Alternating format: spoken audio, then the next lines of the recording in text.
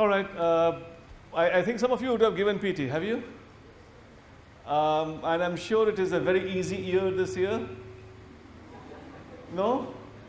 How was it? It was just good question, bad questions, good answers, bad answers. I'm sure this year PT has been very special year. I think those people who have written and they know that this is where we have a drastic change as I would normally identify as it possibly has been in the past.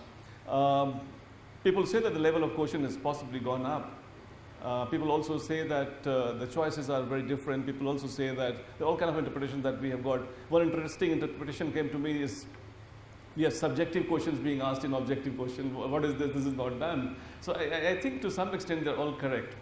But what really is important now is that the journey that we have to make from here onward. When we're going forward, that's the main examination that we have got. How actually is now evolving, it is very important. We are here and we are on the high table joined by the toppers of the country, and then we have their own experiences they would be setting and talking about their way, the journey that they have made and how they have actually used their skills. I would like to hear from them also, but one thing I would like to tell you, you have to be slightly special, you have to be slightly different, you have to be slightly I would say improvised to actually get that extra edge that is needed in the examination hall over and beyond your knowledge. Because by the time you go for the PT examination, I normally understand the gap between students is very high. I mean, some student is here, some student is there. There's a huge gap that we can possibly expect. But then when the UPSC takes a top slice and then they would take somebody as qualified PT for main examination, the gap is extremely small in terms of information. So what is important for me here is that is not the information base, which is what we are really bothered and concerned about. How you actually using the information is what is important now. It's not important that somebody who got the highest marks in PT essentially ends up getting the highest marks in mains also. And I'm sure all of you know that. Every time is a fresh start. It's not that somebody who gets the highest marks in main examination essentially gets the highest marks in interview. It's again a fresh start. So every time we imagine, it's a absolute fresh start whenever that you look at this examination. So whatever your performance has been, irrespective, I think you have to reboot your system. That's what I wanted to convey to you. Reboot in the system, have a fresh start. Whatever score that you have got, it has to be above cutoff. And I have a feeling that cutoff should go down this year. I mean, I think nobody knows for sure. But then looking at the nature of the question and my experience put together, I would imagine that this is likely to go down. How much down? I mean, it is anybody's guess. Now, it is very important at this stage when we are trying to organize ourselves as in terms of the information that we have got. How do we proceed from here? I would like you to suggest a few things. There are a lot of things, a lot of students at this time that just after PT, they assume that they have got a lot of time. When I say a lot of time, this October looks too far away. Sitting in this month, it looks too far away. And then they don't really concentrate so much on the kind of things they should be doing. So I'm warning those students who are writing this exam this year to be very judicious about the time that they're spending here. And then you can't really run looking at October. So what you have to be having is that you should be having lots of flags in between. I mean, you should have a flag on next Monday, next Thursday, next Tuesday, and then you can possibly do a sprint for this long journey that we have got. This is very important, and quite often the test series come very handy for such kind of situations, especially around this time when you are partly engaged mentally assessing that this answer is right or that answer is right, and partly when you are very close to the results of PT, when you are thinking about love me not, love me not. So that state is where I would say that a lot of things would happen. Normally, if you ask me, I would normally see that the three basic problems which people encounter around this time. One, a problem that they encounter, and then I call it a problem, is because they assume that I have a lot of time. I mean, that's something which has to be avoided. You don't have a lot of time. For sure, you don't have a lot of time. Because somebody who is going to give this main exam along with you has already cleared some stage and is already in services. So you're going to compete with somebody who started his journey at least good 1.5 years ago. So you don't have a lot of time. So this is something which you have to really come out of for sure. Second thing, which is a kind of, I would say, camouflaged reason of failure, we should never ever entertain, is that let me add on this, let me do this also, let me do this also, let me do this also. Those add-ons create serious problem, and I'm sure that you should be taking care of that. Like, let me read this material also, let me read this material also, because when we towards the end of the discussions we have had, we would be having some open house, and then we'll have some question answers, and then you can talk to the people who are already successful and IAS officers of the country. They will share their experience as to how they have gone about doing it. And there I would imagine that there I would understand this is one thing that you have got. Adding on is a decent reason of failure. You should not. So I think you should not entertain that. And the third camouflaged reason of failure, which quite often people have, is that when they say like, let me do it well. Well, I would imagine it's a very subjective word. A lot of people, they quite often end up not doing just because they promise themselves, if I do it well. Please do not entertain any one of the three reasons I told you just now. I have time, let me do this also, and when I do it, I'll do it well. That's something which is you are possibly confirming that I'm not doing it at all. I mean, that's some reasons that you should never ever book. Move lean, mean, move on, keep doing, keep writing. In fact, the thing which I would like you to emphasize here, when you are doing this preparation for the main examination, it is very important that you should clearly, mentally be very, very specific of the fact that I know information and the art of answer writing is not the same thing. I think this is something which has to be basically believed in the strongest possible manner. There are two different things. One is the way that you are writing, and the other is that you have got, is that what you are writing. Mostly we are concerned, bothered, and always engrossed in the idea of what to write rather than how to write. In fact, what to write can be a little bit less also. It's not the person who has got the largest number of points end up getting more marks. A lot of answers, I call them as composed answers.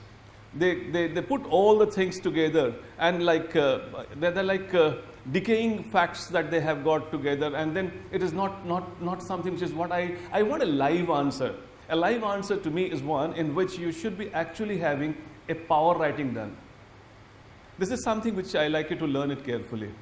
See, there's difference between writing and answering, and I'm sure everybody understands that you have been called by UPSC not for writing but for answering. So every single sentence that you're writing, it's not written, it's actually answered. An answer is of the question. And quite often while we're preparing for the theme, and then we end up writing an essay on the theme on which we have seen a question. This is something which has to come out of. In fact, if I say power writing, every single sentence in your question, that should be fetching you marks. Is that coming clear to you? I mean, that's what is power. Every sentence is actually addressing to the demand of the question. And that is where it becomes very, very important that we keep two facts in mind. One is, we are very clear about the focus of the question. Have you seen the questions, UPSC of late, they have been asking large size questions. And larger the size of the question, more are the camouflaged words that have been used in that. They start with something, something, something, something, something, something, and they end up actually asking something else, which is probably disconnected, absolutely disconnected from the first few sentences that we have. So it is very important that we identify where is the core of the question, where is the gravity of the question, what is the demand of the question, where is the focus of the question. Please, for Lord's sake, spend some time, and I'm sure you people would be having some question sets available of the previous year. Every year KSG publishes some question sets that I'm sure you have that access to, or you can possibly download, or we have some copies lying here. Have you got those copies?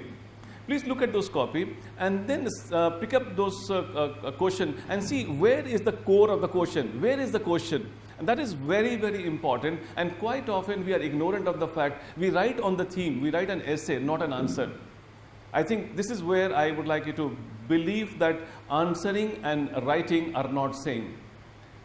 For that matter, just look at the core of the question, that's one.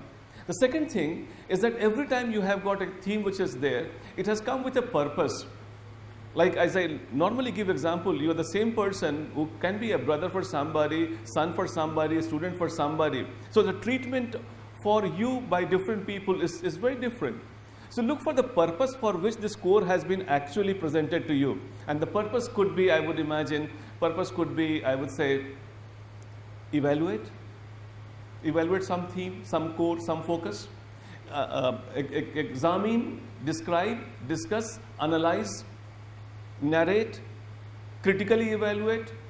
I mean, all these words that they have got, they make a humongous change in the kind of flavor of the entire answer that we'll be writing. But then what we have got, we have the basic ingredient and we just go around presenting that.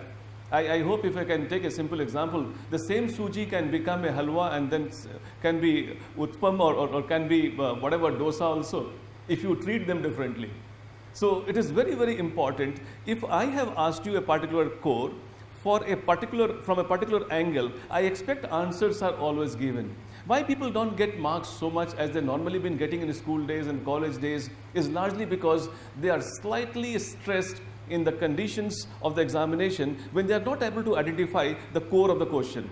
So it is very important that I would like you that tonight, every night you sit down and look at 20, 30, 40 question and see that this question number 20 has got, this is the core.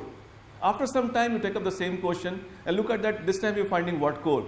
And the quicker you find, because you've got a very few seconds to actually internalize the entire question. And then if there are cores, there are some questions which have got multiple cores. So how many cores that I have got, I have to address. It's not in knowledge, it is the understanding of the question which is I'm asking you to actually, and then the purpose for which it has been asked. They have asked to narrate. Let's say if I give you an example, a simple example of the performance of new economic policy. If I ask you to evaluate performance of new economic policy, if I ask you to discuss new economic policy, if I ask you to narration of the new economic policies, I think every time I expect a different answer. Every time I expect that your treatment of the fact is very different. And that is something which has to be acquired over a period of time, and I'm sure it is absolutely doable. It has not got much to do with the knowledge base that you have got, because once you're clearing PT, essentially you have got enough information to actually get a high grade and a place on the high table of this nature. If you are clearing PT, you definitely have that much. The only thing is that, am I equipping myself with a skill of treatment of those information or not? And that is something which I am underlining especially for you. So please give some time on this. And this is a skill. It is not information. And if it is a skill, it can be acquired. And how you acquire, like any other skill, be it cycling, swimming or singing or anything, it requires practice. And this is where I would like you to actually push yourself. Normally when we learn some facts, we get very satisfied. All right, this topic done, I have learned this, I know this, I'm very happy about it. But then when we are doing some riyaz and some practice of such nature, we don't see any change happening in us. But believe me, there is some change is taking place inside you, and you gradually are improving and improving and improving.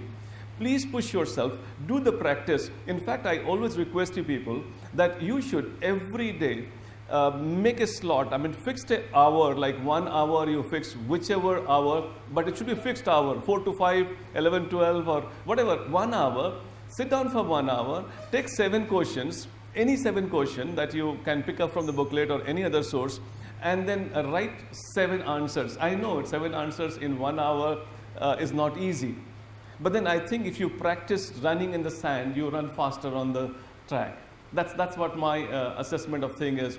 Please do this practice, and then never be ashamed of the bad answer, the lousy answer that you end up writing. It is quite possible the answer will not be good. Answer may not be as great, irrespective. But then you have answered. The very fact you will find some changes happening. Because unless you write a lot of bad answers, the good answers are not happening. It's as simple as that. You have to write some bad answer. And what we do, just as I was telling you a little while ago, that one big reason, I'll do it well. I'll do it well. Let me first prepare and then I'll start writing. Then I'll start practicing. I think you waited for too long. In fact, the first good answer that you write is sitting on a heap of 300 very bad answers. And quite often we say like, hey, we'll write like 300 first answer.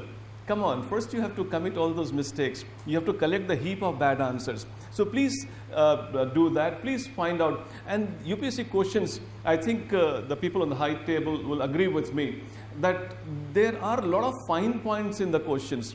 I expect you to be very sensitive, and you will not see on the surface. Like I'll tell you that core I was talking about, the core is there. There are parts of the question. Sometimes we see one part and then we answer the entire thing. No, that's not like that. So look at how many parts this question is there. Marks are accordingly divided for them. Then I would also like you to see that if there are singular plural being used. So am I sensitive enough to look at the singular plural? If you have got like, what are the causes of industrial revolution? And if you see the word causes, I mean, I think I can't really stick to one. What is the major cause that triggered the industrial revolution? I see I'm using a definite article and a singular. I don't want too many reasons here. And these people sitting in examination, they are very, very particular. And you can't really understand in one go. So look for the singular plural, look for the core, look for the parts, look for the flow of the question actually. Sometimes the questions flow in a particular direction. Let's say, if they say, comment on the future of coalition politics in India. Now the question's throw is to the future. But quite often people start writing coalition form of government is something. Don't teach the examiner. And then it has come into existence, like first major experimentation was done during Janta government time in post-emergency at the union level. This throw is absolutely going in the backward, while the question throw is to the future. So look at the throw of the question. There are a lot of small fine points that we have got, which we actually make you realize when you are doing the test series. And this test series would actually help you not only do a sprint for this marathon, because every few days you will have some slot there and you're running fast. It gets automatically covered. And then if you say like, hey, let me first be prepared and then I'll take up this test, I think that's not a good idea and I would not recommend that. Please take the test. Complete this quota of 300 bad answers. The day the 300 bad answers complete, the good answers are logical outcome that would be happening after that. Don't wait for too long for writing a good answer. That's something which is very strongly advised to you. Another place, of course, you would have some exclusive discussion on that also, that I would like you to see is that a lot of people, they take essay writing very lightly. I would expect that you have to be very alert on that also. Like you have got the topics which are divided. The people normally said that there are two parts of essay writing, A part, B part, and A part India, B part, A part world, India, B part India. There's nothing like that. There's no commitment on the part of UPSC on that. And then if they ask about cooperative federalism, a lot of people end up writing cooperative federalism in India. But that's not the topic.